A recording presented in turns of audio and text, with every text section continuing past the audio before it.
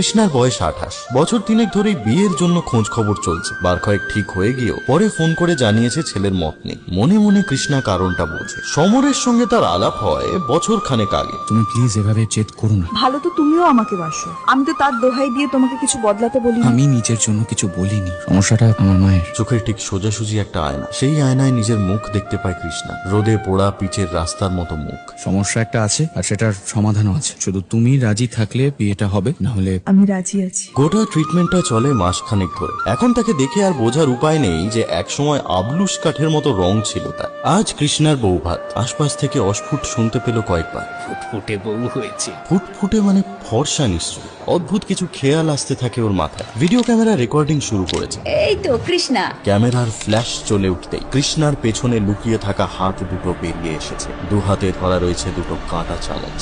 মুহূর্তে অলকা সান্যালের সামনে গিয়ে দাঁড়িয়ে মহিলার চোখ লক্ষ্য করে চালিয়ে দিয়েছে ধারালো কাঁটাগুলো। বিজয়ীর হাসি খেলা করছে তার মুখে। ঘন কালো গায়ের রং নিয়ে জন্মেছিল মেয়েটা। বাবা নাম রেখেছিলেন কৃষ্ণকলি। কালো তারে বলে গায়ে লো, মেঘলা দিনে দেখেছিলে মাঠে কালো মেঘ